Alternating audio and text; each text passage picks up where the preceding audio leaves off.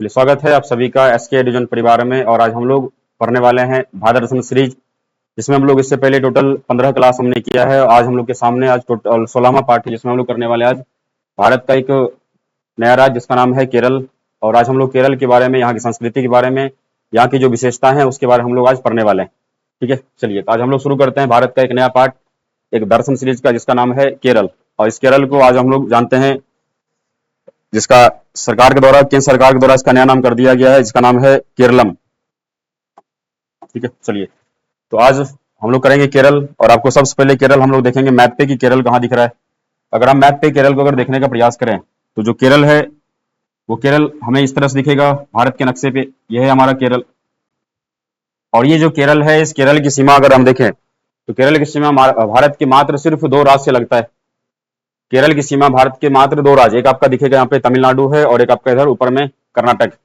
तो केरल की सीमा भारत के सिर्फ 2 राज्यों के साथ शेयर होता है। लेकिन अगर हम इसके समुद्री सीमा की बात करें तो केरल का समुद्री सीमा आपको इधर लगेगा क्या, ये आपका अरब सागर। ठीक है, तो अरब सागर के साथ सीमा सजा करती है केरल। ठीक है, और राज्य की बात करेंगे 2 राज्य होगा आपका, एक कर्नाटका और एक आपका तमिलनाडु। ठीक है, चलिए और थोड़ा सा अगर हम केरल को अगर गौर से देखें तो केरल की जो राजधानी है वो दिखेगा, उसका नाम है तिरुवनंतपुरम। तिरुवनंतपुरम। और ये नीचे एक राज्य है, इसका नाम है तमिलनाडु। और तमिलनाडु की जो राजधानी आपका है चेन्नई। तो यहां से एक प्रश्न बनाया जा सकता है कि भारत का सबसे दक्षिणतम राजधानी कौन सा है। तो आपका हो जाएगा आंसर तिरुवनंतपुरम, जो राजधानी है केरल की। तो सबसे दक्षिण में केरल की राजधानी पड़ता है, जिसका नाम है तिरुवनंतपुरम। ठीक है, चलिए तो हमें दिख रहा है एक नया राज्य जिसका नाम है केरल, लेकिन हमने लिखा है यहाँ पे केरलम, क्योंकि हाल ही में केंद्र सरकार ने अनुच्छेद 3 का प्रयोग करते हुए केरल का नाम बदल के कर दिया गया है केरलम। ठीक है, क्योंकि हमें पता है कि भारतीय संविधान का अनुच्छेद 3 जो केंद्र सरकार होता है किसी भी राज्य के नाम में, सीमा में, क्षेत्रफल में परिवर्तन कर सकती है। ठीक है, तो ध्यान रखना है कि केरल का नया नाम हो चुका है, उसका नाम है केरलम। ठीक है, अब सुनिए कि जो केरल है इसका स्थापना की बात करें, जो केरल की स्थापना हुआ है 1 नवंबर 1956 को। केरल की स्थापना हुआ है 1 नवंबर 1956 को, 1 नवंबर 1956 को। और केरल की राजधानी हमने पढ़ा है अभी जस्ट, तिरुवनंतपुरम। तिरुवनंतपुरम केरल की राजधानी है तिरुवनंतपुरम। और ध्यान रखना है ये भारत की सबसे दक्षिणतम राजधानी, भारत की सबसे दक्षिणतम राजधानी। सभी राज्यों की राजधानी में सबसे दक्षिण में आपका है केरल की राजधानी, राज्य की बात करेंगे तो। ठीक है, चलिए इसके अलावा यहाँ पे केरल की सीमा हमने देखा है कि जो केरल की सीमा है 2 राज्य के साथ साझा होता है, एक आपका नाम है कर्नाटक और दूसरा है तमिलनाडु। कर्नाटक और दूसरा है आपका तमिलनाडु। और अगर समुद्री सीमा की बात करेंगे तो अरब सागर के साथ सीमा लगता है केरल का। इसके अलावा केरल का जो उपनाम है, केरल का अगर हम इसके उपनाम की बात करें तो केरल कहा जाता है गॉड्स ऑन कंट्री। केरल को कहा जाता है गॉड्स ऑन कंट्री, भगवान का अपना देश। केरल का ये उपनाम है, गॉड्स ऑन कंट्री कहा जाता है केरल को। इसके अलावा हम केरल की लोकसभा सीट की बात करें, यहाँ पे टोटल 20 लोकसभा की सीटें हैं और राज्यसभा की टोटल 9 सीटें हैं और विधानसभा की कुल 140 सीटें। ठीक है, तो लोकसभा की 20 सीटें, राज्यसभा की 9 सीटें हैं और विधानसभा की कुल 140 सीटें। ठीक है, चलिए तो केरल का नाम पहले था केरल। ठीक है, और इस केरल का नाम बदला है किस अनुच्छेद के तहत, ध्यान रखना आपको, आर्टिकल 3। और ध्यान रखना है कि राज्य का नाम परिवर्तित करने का अधिकार भारत सरकार यानी कि केंद्र सरकार यानी संसद के पास। ठीक है, चलिए तो बहुत दिनों से बात हो रही थी केरल का नाम को चेंज करने का, तो वर्तमान में नाम ध्यान रखना है केरल, आर्टिकल 3। ठीक है, चलिए गठन हो गया, राजधानी हमने देख लिया यहाँ पे। इसके अलावा अगला बढ़ते आगे, थोड़ा सा और जानते हैं हम लोग केरल का जो हाईकोर्ट है। केरल का जो हाईकोर्ट की बात करें, यहाँ पे जो केरल का हाईकोर्ट है वो आपका है, उसका नाम है एर्नाकुलम। केरल का हाईकोर्ट जो आपका है एर्नाकुलम। ठीक है, केरल का हाईकोर्ट एर्नाकुलम। ठीक है, चलिए आगे बढ़ते हैं हम लोग। ठीक है, चलिए अगला स्टेप, आगे बात करें केरल की भाषा। केरल की भाषा सभी को पता है कि जो केरल की भाषा वो आपका है मलयालम। केरल की भाषा है मलयालम। और ये जो मलयालम है एक शास्त्रीय भाषा है। दक्षिण भारत की जो भी भाषा है, तमिल, तेलुगु, मलयालम, कन्नड़, ये सब आपका शास्त्रीय भाषा में आता है। तो केरल की जो भाषा है वो है मलयालम। इसके अलावा केरल के प्रथम मुख्यमंत्री की बात करें, इसलिए बात कर रहे हैं क्योंकि केरल के जो प्रथम मुख्यमंत्री है, ये प्रथम गैर कांग्रेसी मुख्यमंत्री बनने वाले, उसका नाम है ईएमएम या ईएस इसको बोलते हैं, या ईएम नंबूद्रीपाल।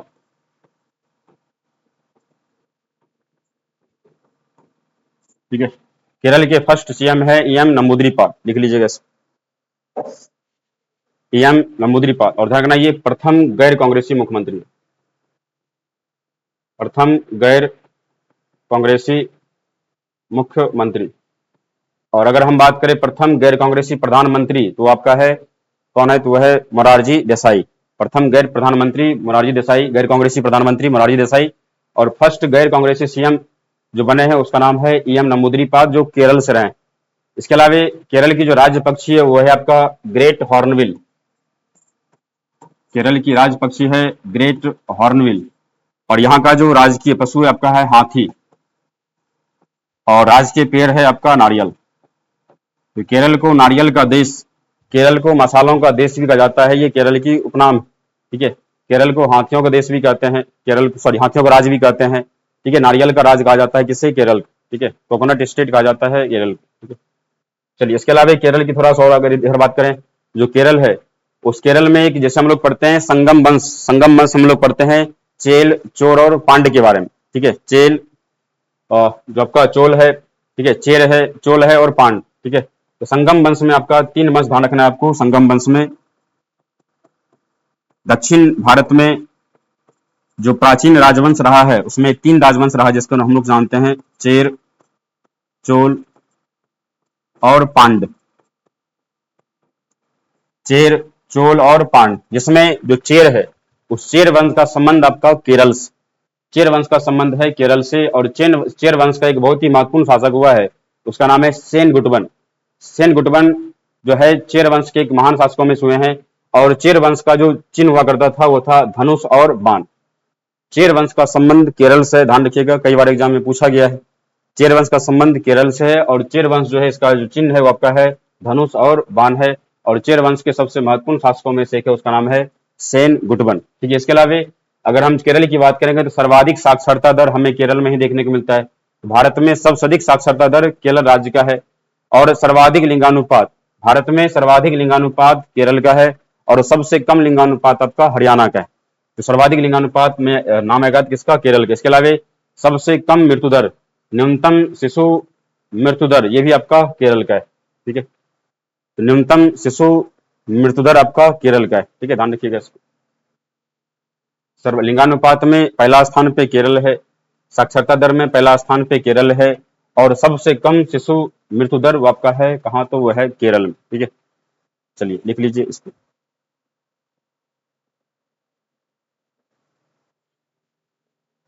ठीक है, केरल की भाषा मलयालम है। ठीक है, हो गया, बढ़ा जाएगा। ठीक है, चलिए अगला बात करते हैं केरल के शास्त्रीय नृत्य का। यहाँ की जो शास्त्रीय नृत्य है ध्यान रखना, इसमें दो है। इसमें आपका है कथकली, केरल में कथकली, और मोहिनी अट्टम, मोहिनी अट्टम। केरल के शास्त्रीय नृत्य की बात करेंगे तो कथकली और मोहिनी अट्टम केरल का शास्त्रीय नृत्य है। ठीक है, केरल का शास्त्रीय नृत्य आपका है मोहिनी अट्टम और ये। ठीक है, लिखिए फटाफट।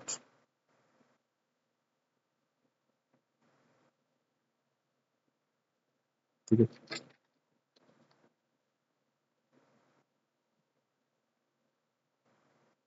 चलिए शास्त्रीय नृत्य कथकली और मोहिनी अट्टम। ठीक है, चलिए यहाँ के मार्शल आर्ट की बात करेंगे तो यहाँ पे है कलाड़ी पट्टू, कलाड़ी पट्टू। ऐसे पहले पढ़े हम लोग जल्लीकट्टू। जल्लीकट्टू कहाँ का है, जल्लीकट्टू है तमिलनाडु। जल्लीकट्टू तमिलनाडु का है, यहाँ का मार्शल आर्ट है। केरल का मार्शल आर्ट को कलाड़ी पट्टू के नाम से जानते हैं। ठीक है, कलाड़ी पट्टू। ठीक है, चलिए केरल का सबसे प्रसिद्ध त्योहार कौन सा है, ओणम। ठीक है, केरल का सबसे जो प्रसिद्ध त्योहार है वह है आपका ओणम। ठीक है, केरल का सभी त्योहारों में सबसे प्रसिद्ध त्योहार है आपका है ओणम। ठीक है, ओणम। इसके अलावा एक और लिख लीजिएगा, जैसे सबरीमाला मंदिर है केरल में, तो वहां पे मनाया जाता है एक त्योहार, इसको बोलते हैं मकर बिलक्कू।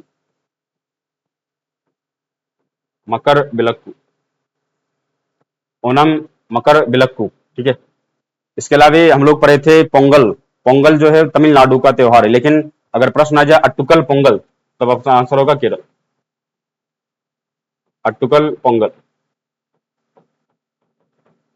अट्टुकल पोंगल केरल। इसके अलावा विशु त्योहार असम, सॉरी विशु त्योहार आपका केरल का है।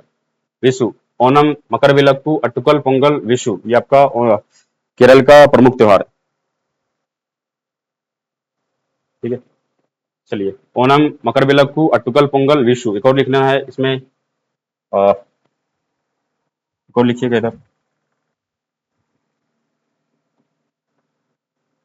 ध्यान रखना थोड़ा सा ये चीज कि आपका जो मकर बिलक्कू त्योहार है, इसका संबंध एक मंदिर से, उसका नाम है सबरीमाला। आगे पढ़ेंगे हम लोग सबरीमाला मंदिर के बारे में, सबरीमाला मंदिर है। ठीक है, चलिए, इसके अलावा एक और ध्यान रखना आपको, त्रिशूरपुरम।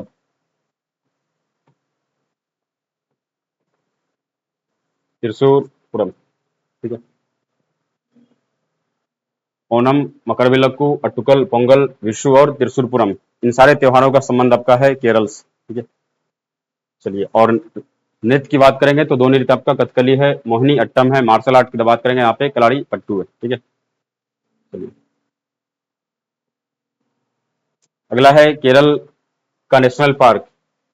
ठीक है, केरल के अगर हम नेशनल पार्क की बात करेंगे तो यहाँ पे आपका मिलेगा सबसे पहले silent valley. Silent valley national park, जिसको हिंदी में कहते हैं शांत घाटी। शांत घाटी नेशनल पार्क, इसे ही कहा जाता है एक और नाम से मूक घाटी।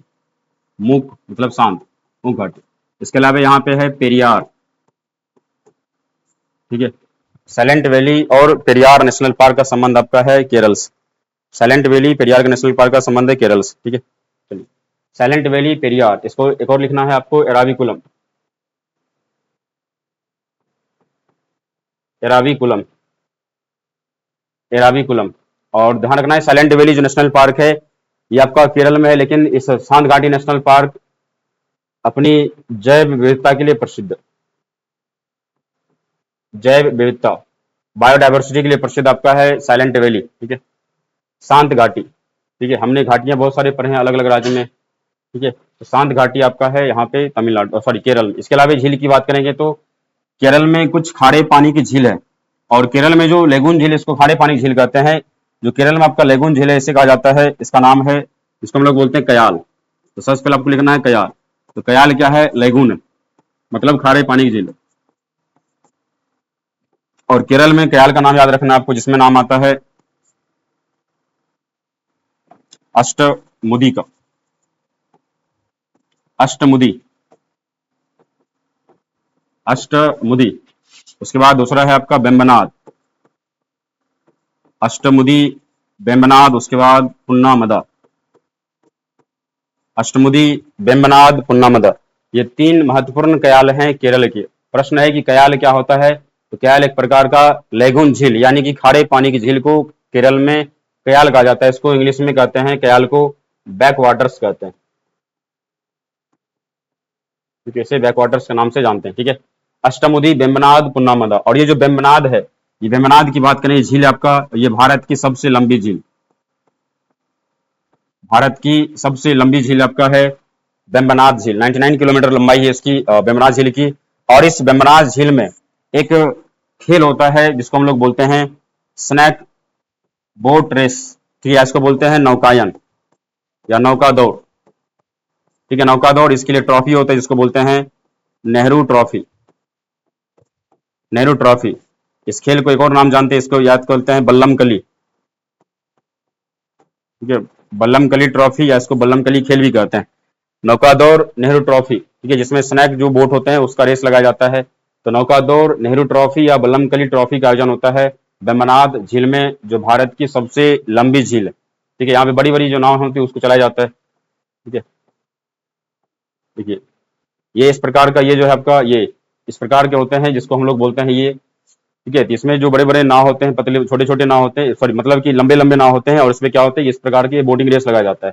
ठीक है, और जो जीतते हैं उसको मिलता है नेहरू ट्रॉफी मिलता है। ठीक है, बहुत पुराना है ये। ठीक है, चलिए, खेल यहाँ का केरल का बहुत ही पुराना है। ठीक है, चलिए, तो ध्यान रखना है अष्टमुदी वेम्बनाड पुन्नामदा, ये क्या है, केरल के कयाल हैं। ठीक है, इसके अलावा एक और आपको ध्यान रखना है, केरल की एक झील है, उसका नाम है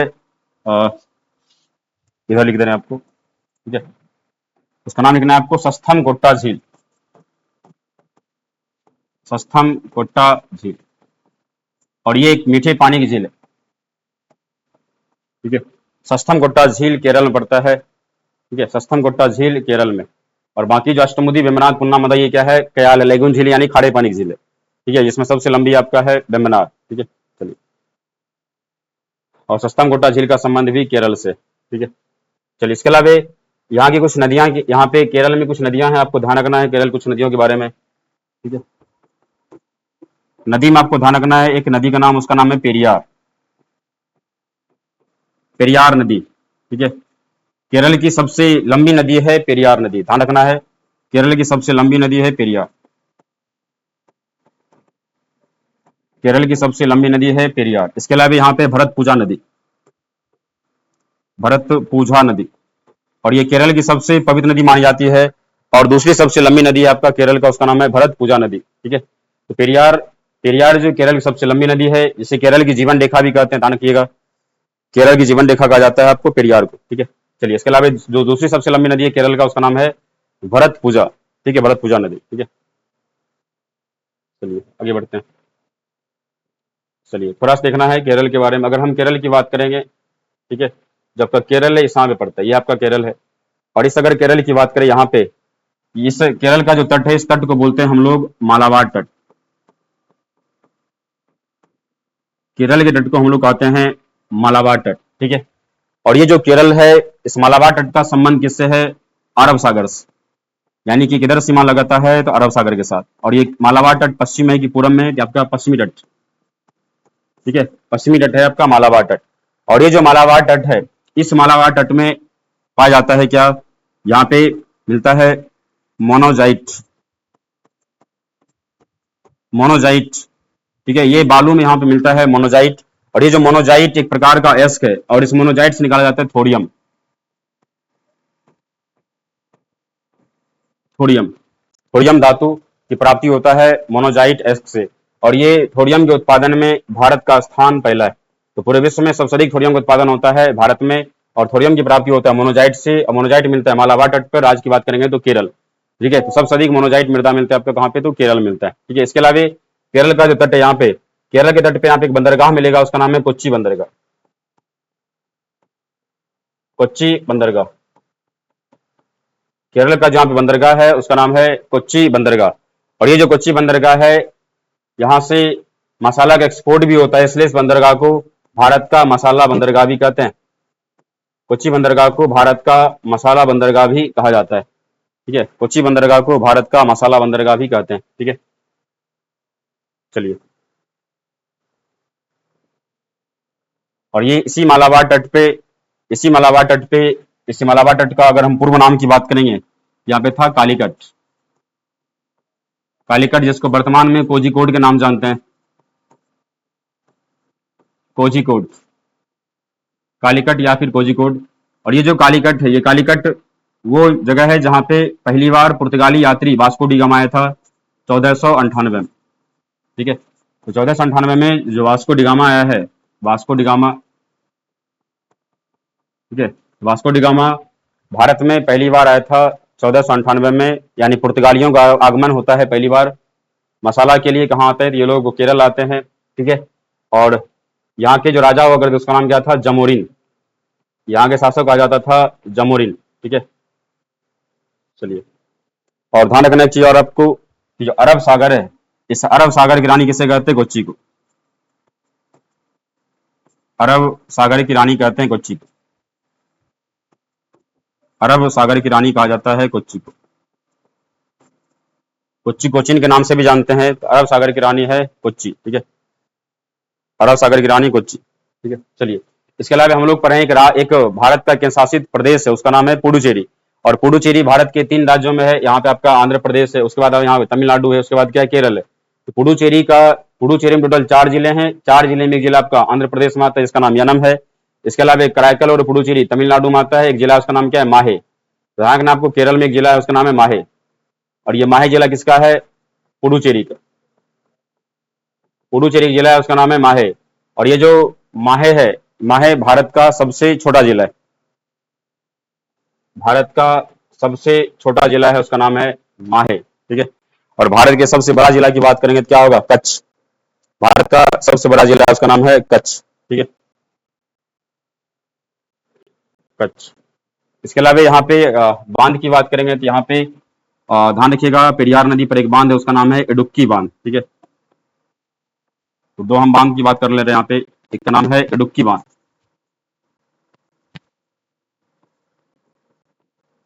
इडुक्की बांध का संबंध है केरल से, ठीक है। और इडुक्की बांध आपका है पेरियार नदी पर। केरल में इडुक्की बांध है पेरियार नदी पर। मुल्ला पेरियार बांध भी यही है, ठीक है। मुल्ला पेरियार बांध भी आपका केरल में है, ठीक है।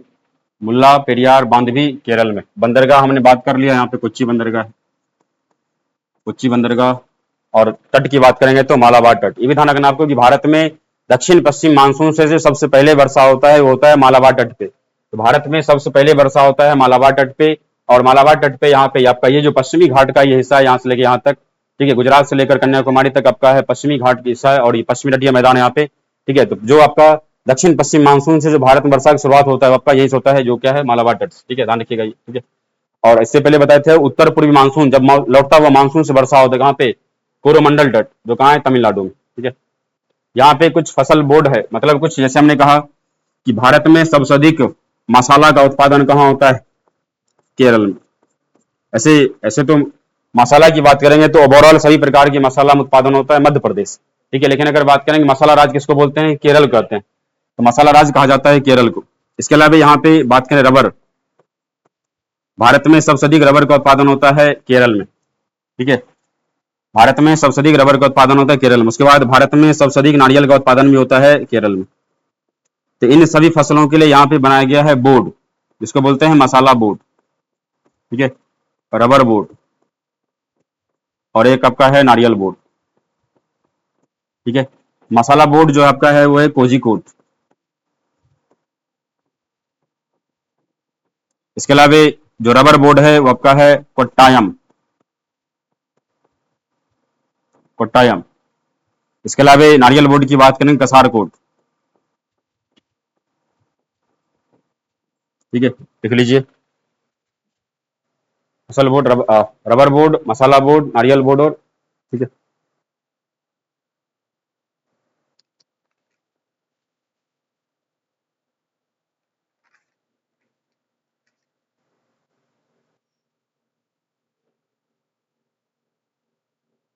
सबसे अधिक मसाला जो मसाला बोर्ड है यहाँ पे, रबर का उत्पादन केरल में ही होता है, नारियल का उत्पादन केरल में ही होता है। इसके अलावा केरल में और किस फसल का उत्पादन है, जैसे हम बोलेंगे इलायची, इलायची का उत्पादन भी आपका केरल में ही होता है। छोटी इलायची का उत्पादन केरल में होता है, ठीक है। इसके अलावा थोड़ा बहुत मात्रा में यहाँ पे चाय का उत्पादन भी होता है केरल में, ठीक है। चलिए, इडुक्की बांध, कोच्चि बंदरगाह, बाकी 3 बोर्ड आपको ध्यान रखना है जो केरल में स्थित है, ठीक है। चलिए आगे बढ़ते हैं। आगे है आपका नेक्स्ट, अगला है केरल के महत्वपूर्ण व्यक्तित्व। व्यक्तित्व को थोड़ा सा हम पढ़ने से पहले केरल के बारे में 2-4 फैक्ट और हम जानेंगे, ठीक है। इसमें 2-4 फैक्ट हमें केरल के बारे में और हमें जानना, फिर आते हैं इस पे, ठीक है। चलिए, ठीक है। जो केरल की अगर हम यहाँ पे बात करें, यहाँ के कुछ पर्वत की, ठीक है, देखिए, भारत में यहाँ पे जो विस्तार हुआ आपका है पश्चिमी घाट पर्वतमाला का। और जो पश्चिमी घाट पर्वतमाला है, इस पश्चिमी घाट पर्वतमाला गुजरात से लेकर फैला हुआ आपका है तमिलनाडु के कन्याकुमारी तक, ठीक है। चलिए, और पूर्वी घाट पर्वतमाला जो है, पूर्वी घाट पर्वतमाला और पश्चिमी घाट पर्वतमाला का मिलन बिंदु कहाँ होता है, नीलगिरी की पहाड़ी पर। नीलगिरी की बात करेंगे तो नीलगिरी के नीचे पड़ता है आपका अन्नामलाई की पहाड़ी। नीलगिरी, अन्नामलाई, उसके नीचे पड़ता है आपका कार्डमम की पहाड़ी, ठीक है। ये आपका है नीलगिरी की पहाड़ी, नीलगिरी है। उसके बाद आपका अन्नामलाई की पहाड़ी है, और नीचे आपका कार्डमम की पहाड़ी। कार्डमम यानी कि इलायची की पहाड़ी, कार्डमम यानी कि इलायची की पहाड़ी। तो कार्डमम पहाड़ी आपका इलायची इलायची की पहाड़ी आपका केरल में भी है, और केरल और बगल में तमिलनाडु, केरल तमिलनाडु दोनों में विस्तार है। इसके अलावा नीलगिरी की सबसे हाईएस्ट पीक के बारे में आपको पता है, उसका नाम है डोडा बेटा। नीलगिरी की सबसे ऊंची चोटी है, उसका नाम है डोडा बेटा। और अन्नामलाई की सबसे ऊंची चोटी है, उसका नाम है अनाईमुड़ी। अनाईमुड़ी 2695 मीटर अनाईमुड़ी ऊंचाई है। तो जो अनाईमुड़ी है, ये अन्नामलाई पर्वतमाला की सबसे हाईएस्ट पीक है। और ये जो अनाईमुड़ी है, ये पूरे के पूरे पश्चिमी घाट की सबसे हाईएस्ट पीक में आता है अनाईमुड़ी। इसके अलावा पूरे दक्षिण भारत की सबसे ऊंची चोटी भी अनाईमुड़ी है। पश्चिमी घाट की सबसे ऊंची चोटी भी अनाईमुड़ी है। और पश्चिमी घाट को हम लोग सह्याद्री के नाम से भी जानते हैं। तो सह्याद्री की भी सबसे ऊंची चोटी आपका अनाईमुड़ी है। इसके अलावा केरल की सबसे हाईएस्ट पीक है आपका अनाईमुड़ी। तो ध्यान रखना, अनाईमुड़ी पड़ता है आपका केरल में। तो केरल की सबसे ऊंची चोटी आपका है अनाईमुड़ी। इसके अलावा कार्डमम की पहाड़ी है, और यहाँ की जो सबसे हाईएस्ट पीक है उसका नाम है अगस्त मलाई। अगस्त मलाई, ठीक है। तो ध्यान रखना है, तीनों की सबसे हाईएस्ट पीक नीलगिरी, अन्नामलाई और कार्डमम। और जो अन्नामलाई की पहाड़ी का विस्तार केरल में भी है, तमिलनाडु में भी है, ठीक है। इसके अलावा नीलगिरी पर्वतमाला का विस्तार आपका 3 राज्यों में पड़ जाता है, ठीक है, जिसमें कर्नाटका, केरला और तमिलनाडु आता है। कार्डमम की पहाड़ी 2 राज्य में है, एक आपका केरल में है और एक आपका तमिलनाडु में, ठीक है। और ये भारत की सबसे दक्षिणतम पहाड़ी में एक है, उसका नाम है कार्डमम की पहाड़ी। एक दक्षिणतम पहाड़ी माना जाता है कार्डमम की पहाड़ी को। इसके अलावा यहाँ पे इन सारी पहाड़ियों के बीच में, पहाड़ियों के बीच में जो रास्ते होते जाने के लिए, उसे हम लोग कहते हैं दर्रा कहते हैं, ठीक है। इसमें ध्यान रखना आपको, उस दर्रे के बाद जैसे कि नीलगिरी और अन्नामलाई के बीच में यहाँ पे जो दर्रा है, इस दर्रा को हम लोग बोलते हैं पालघाट दर्रा। पालघाट दर्रा, पालघाट दर्रा, ठीक है। इसके अलावा यहाँ की बात करेंगे, इन दोनों की, अन्नामलाई और कार्डमम के बीच, इसको बोलते हैं सिनकोट दर्रा। सिनकोट दर्रा, ठीक है। पालघाट, और इसको बोलते हैं पश्चिमी घाट के दर्रे। यहाँ महाराष्ट्र की बात करेंगे, यहाँ पे है थालघाट, भोरघाट, ठीक है। थालघाट, भोरघाट, इधर आ गया आपका पालघाट, और आपका हो गया सिनकोट, ठीक है। थालघाट, भोरघाट, पालघाट और सिनकोट। तो नीलगिरी अन्नामलाई के बीच में आपका पालघाट दर्रा है, ठीक है। और उसके बाद सिनकोट दर्रा आपका अन्नामलाई और कार्डमम की पहाड़ी के बीच में, ठीक है। लिख लीजिए इसको।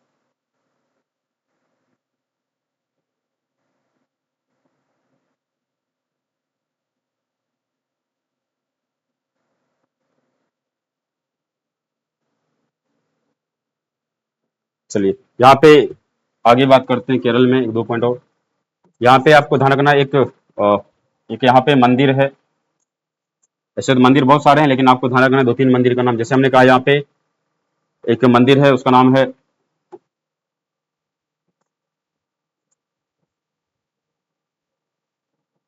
पद्मनाभ स्वामी मंदिर। पद्मनाभ स्वामी मंदिर। और ये भगवान विष्णु का मंदिर है ये। और यहाँ पे भगवान विष्णु का लेटी हुई प्रतिमा है, ठीक है। यहाँ पे भगवान विष्णु का लेटी हुई प्रतिमा है पद्मनाभ स्वामी मंदिर में, ठीक है। ठीक है, ये आपको दिखेगा, ये पद्मनाभ स्वामी मंदिर का ये फिगर, इस प्रकार से यहाँ पे भगवान विष्णु का यहाँ पे लेटी हुई प्रतिमा आपको दिखेगा, ठीक है, ऐसे, ठीक है। ये चलिए, चलिए, इसके अलावा यहाँ पे दूसरा बात करेंगे, यहाँ पे आपका है सबरीमाला मंदिर। सबरीमाला मंदिर। इसके अलावा गुरुवायूर मंदिर,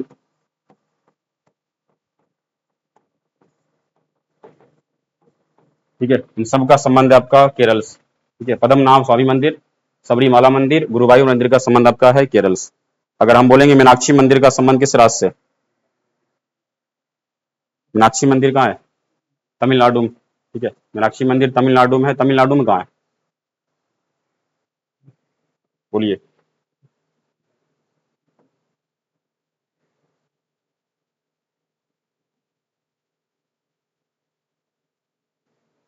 आप पढ़े होंगे मदुरई, ठीक है। मदुरई में है, वैगई नदी किनारे आपका है मीनाक्षी मंदिर, ठीक है। चलिए, हो गया यहाँ तक। चलिए आगे बढ़ते हैं। अब आते हैं इधर थोड़ा सा।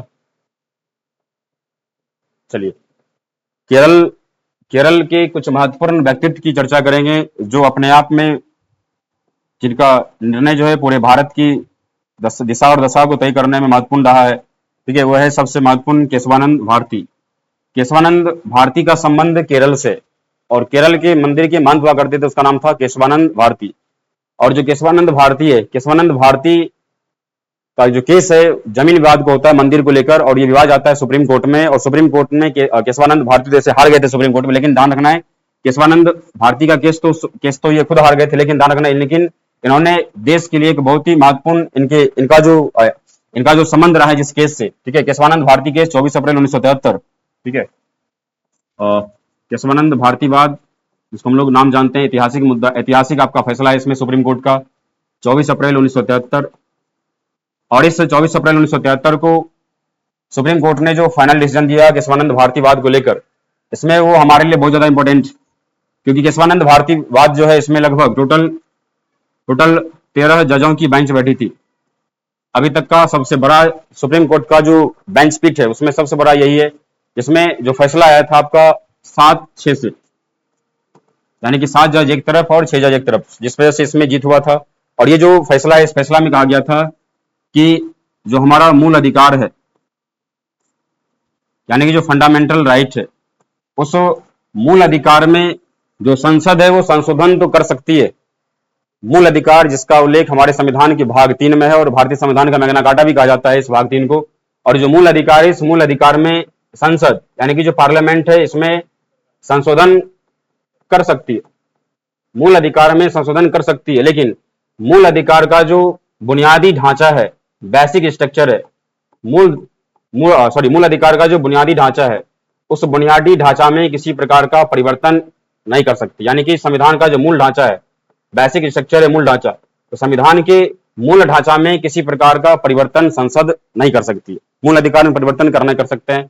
और इसी केशवानंद भारतीवाद में कहा गया था कि जो प्रस्तावना है वो संविधान का अंग है, प्रस्तावना संविधान का अंग है, और संसद इसमें संशोधन कर सकती है। और प्रस्तावना में 42वां संविधान संशोधन 1976 के द्वारा 3 शब्द जोड़ा गया: समाजवादी, पंथ निरपेक्ष और अखंडता, ठीक है। तो ध्यान रखना है, प्रस्तावना कहा गया संविधान का ये अंग है, ठीक है। चलिए, और मूल अधिकार में संशोधन कर सकती है संसद, लेकिन बुनियादी ढांचा यानी कि जो मूल ढांचा है संविधान का, उसमें किसी प्रकार का परिवर्तन संसद नहीं कर सकती। जैसे भारत का संसदीय प्रणाली अपने आप में एक मूल ढांचा है।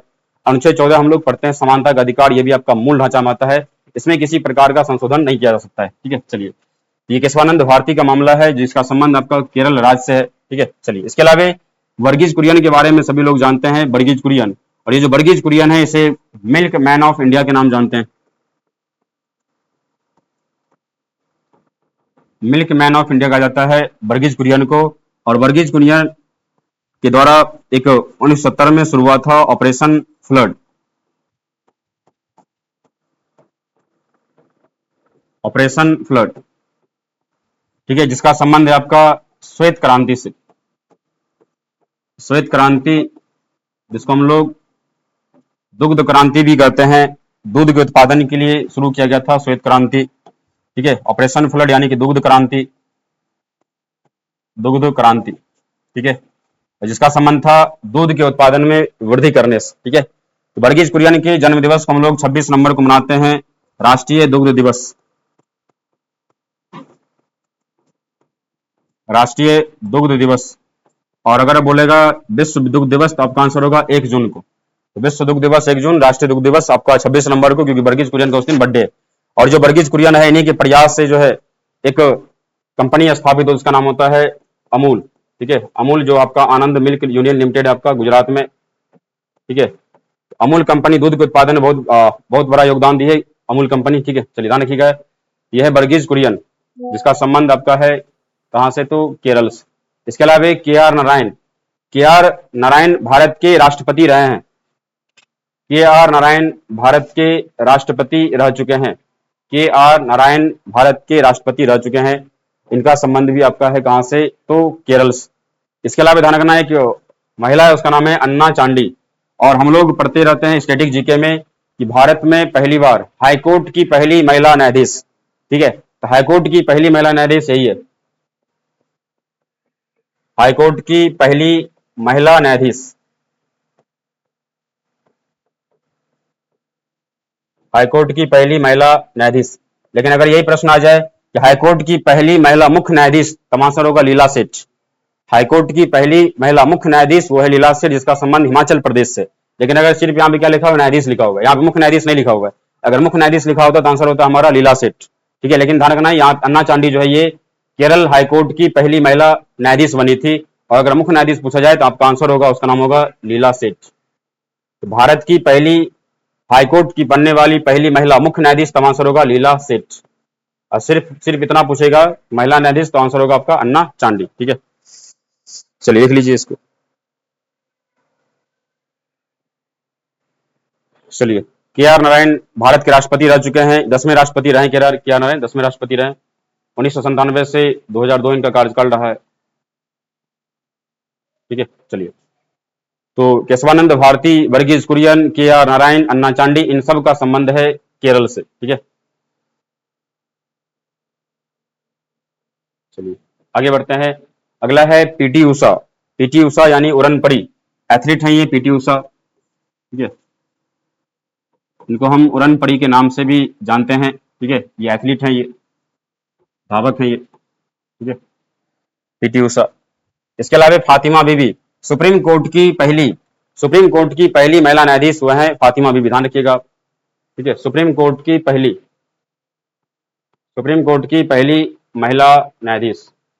तो केरल ने जो है दो महिला को दिया है, हाईकोर्ट की पहली महिला न्यायाधीश अन्ना चांडी, और सुप्रीम कोर्ट की पहली महिला न्यायाधीश वो है फातिमा बीबी। लेकिन ध्यान रखना है कि सुप्रीम कोर्ट में अभी तक एक भी महिला मुख्य न्यायाधीश नहीं बनी। ठीक है, मुख्य न्यायाधीश सुप्रीम कोर्ट में अभी तक महिला को नहीं बनाया गया। ठीक है, चलिए अगला है नेक्स्ट, ये हमारे इतिहास जुड़े हुए व्यक्ति हैं, जिसका नाम है श्री नारायण गुरु।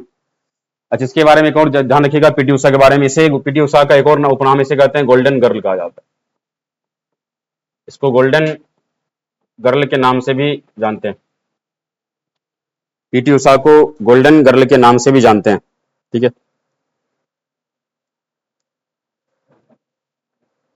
चलिए, बाकी जो श्री नारायण गुरु है, इनका संबंध है भारत में हुए सामाजिक धार्मिक सुधार आंदोलन से। जिस प्रकार राजा राम मोहन राय, स्वामी विवेकानंद, रामकृष्ण परमहंस, इन सब का संबंध रहा है, ठीक उसी प्रकार जो है श्री नारायण गुरु का संबंध भी दक्षिण भारत में सामाजिक धार्मिक सुधार आंदोलन से रहा है, और यहां से कई बार प्रश्न पूछा गया है। इनका संबंध रहा है सामाजिक धार्मिक सुधार आंदोलन से, खास करके मंदिरों में प्रवेश दिलाने के लिए सामाजिक धार्मिक सुधार आंदोलन। और इन्होंने एक नारा दिया था, वो नारा कई बार एग्जाम में पूछा गया है। इनका एक नारा है जो कई बार एग्जाम में आता है, उसका नाम है मानव के लिए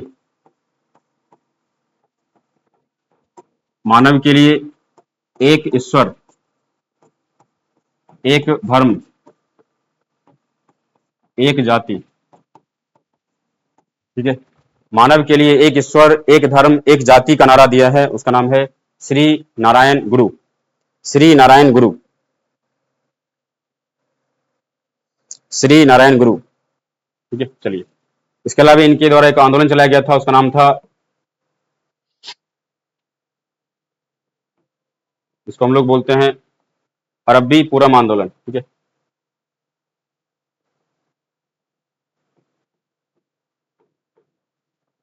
पूरब आंदोलन। ठीक है, ठीक है, अरबी पूरब आंदोलन। ठीक है, या अरूबी पूरम कहा था, या अरूबी पूरम। ठीक है, अरूबी पूरम आंदोलन चलाया गया है इनके द्वारा, श्री नारायण गुरु के द्वारा। ठीक है, चलिए, इसके अलावा है टीके माधवन के कलप्पन। कई बार एग्जाम में प्रश्न पूछा गया है, टीके माधवन के कलप्पन के द्वारा एक सत्याग्रह शुरू किया गया था, उसका नाम था, जिसको हम लोग बोलते हैं, इसको लिख लिया। चलिए, इसको बोलते हैं वायकोम सत्याग्रह। वायकोम सत्याग्रह। ठीक है, वायकोम सत्याग्रह, इनका समर्थन महात्मा गांधी ने भी किया था, वायकोम सत्याग्रह। ठीक है, इसके अलावा एक और ध्यान रखना आपको, यहाँ पे इसी केरल के मालाबार तट पे शुरू हुआ था, जिसका नाम था मोपला आंदोलन। मोपला आंदोलन या मोपला विद्रोह। मोपला आंदोलन, जो मोपला थे मुस्लिम किसान हुआ करते थे केरल के, और इसके नेतृत्व करता थे, उसका नाम था, जिसको लोग बोलते हैं अली मुंशियर। अली मुंशियर। ठीक है, अली मुंशियर, ठीक है।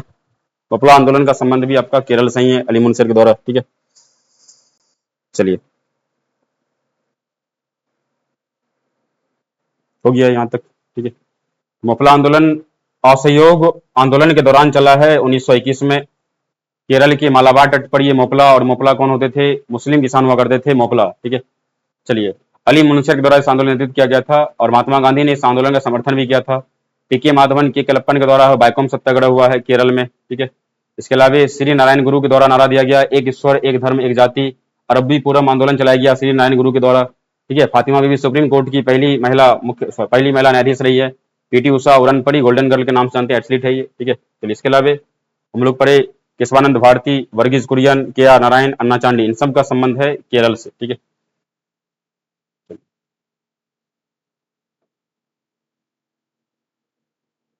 चलिए, इसमें एक चीज आपको और ध्यान रखना है, थोड़ा सा एक जगह का नाम लिखना है आपको, कोझिकोड, ठीक है।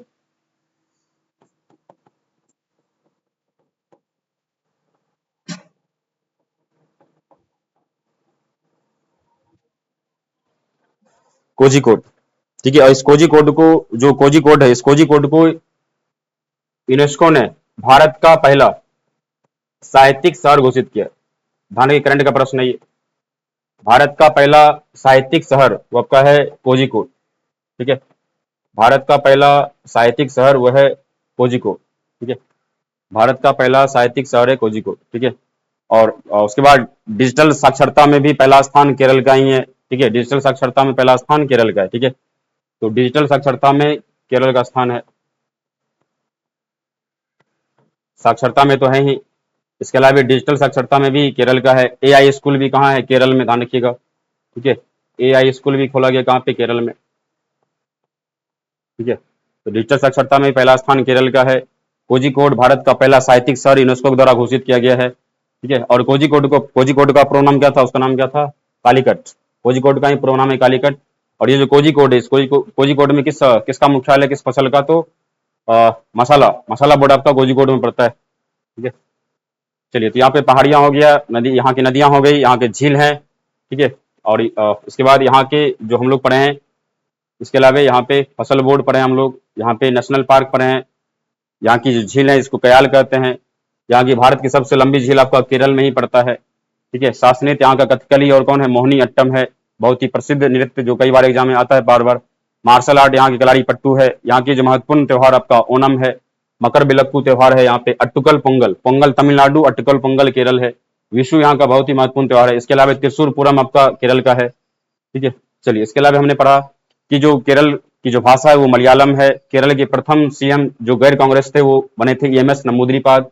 इसके अलावा केरल में एक वंश रहा है, चेर वंश रहा है।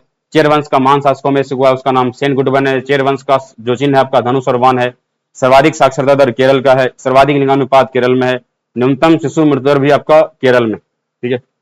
चलिए, तो इस प्रकार से हमने केरल के बारे में जितने भी इंपॉर्टेंट फैक्ट्स थे जहां से प्रश्न बनते हैं बार बार, उन सारे हमने पढ़ चुका है। इसके अलावा हमने पढ़ चुके यहाँ की पहाड़ियां, यहाँ के, इसके बाद खनिज पर हम लोग, भारत में सबसे अधिक जो आपका मोनोजाइट है, जो मोनोजाइट यानी कि थोडियम, विश्व में सबसे अधिक थोडियम का उत्पादन भारत में होता है, और भारत में आपका केरल में होता है।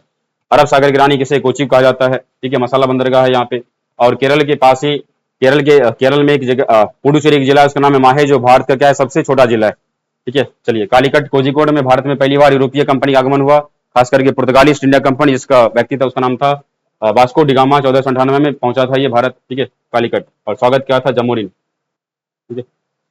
चलिए, कोच्चि बंदरगाह ये सब हो गया, इडुक्की बांध है कोच्चि। चलिए, इस प्रकार से हमने केरल के बारे में जितने भी इंपॉर्टेंट फैक्ट्स थे उसको हमने कर रखा है, ठीक है। चलिए, तो मिलते हैं हम लोग अगली क्लास में। बाकी आपको अगर ये वीडियो अच्छा लग रहा है तो आप अपने मित्रों में जरूर शेयर करें, ठीक है। तो बाकी हम लोग मिलते हैं अगले केरल के बाद भारत के एक नया राज्य, ठीक है। चलिए।